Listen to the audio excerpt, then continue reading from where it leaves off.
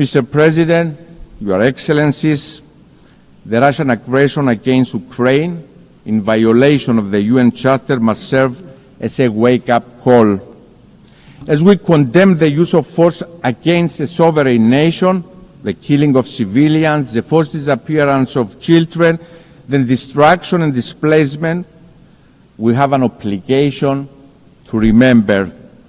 We must collectively act against aggressor, no matter who they are. Appeasing the aggressor never yields results, and history demonstrates this very clearly. Each time we turn a blind eye to violation of territorial integrity and sovereignty of states anywhere in the world, we create space and opportunity for the next aggressor. And this time, it can be bordering your country. In 2022, Russia invaded a sovereign nation, Ukraine, violating the UN Charter. In 1974, Turkey invaded a sovereign nation, Cyprus, violating the UN Charter. The violation is equal: the suffering, the invasion, and the occupation. My country, Cyprus, is under Turkish occupation for 51 years. Tens of thousands displaced, women raped, destruction of cultural and religious heritage, the fenced town of Varosha held hostage by Turkey, awaiting for its lawful inhabitants to return as the relevant UN Security Council resolutions have prescribed for Turkey to allow. A policy of illegal settlements to change the demographic character of the country. Families, 51 years later, waiting for the fate of their loved ones. As a young boy in those early years after the invasion, the images of mothers and children weeping for their loved ones have been engraved in my memory. Dear friends, the playbook of occupiers is always the same.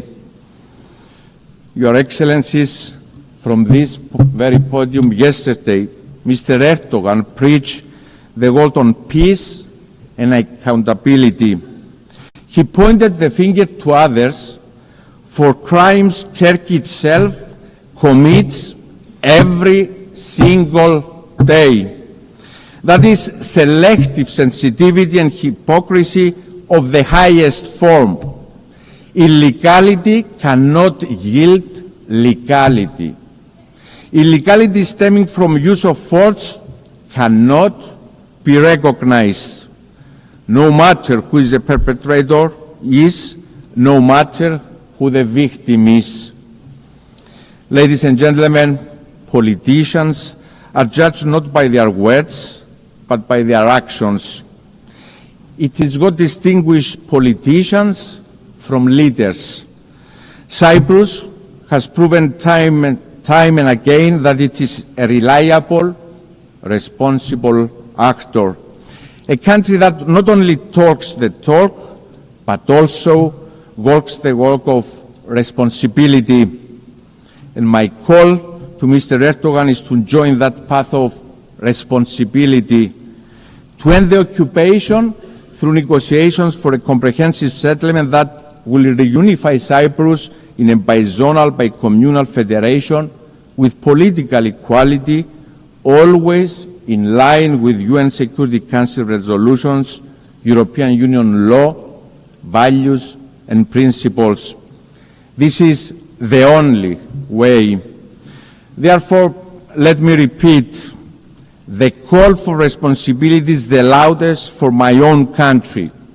I'm ready for this moment of responsibility, ready to deliver on the call of history to reunify Cyprus, to reunify my people, Greek Cypriots, Turkish Cypriots, Maronites, Armenians and Latins.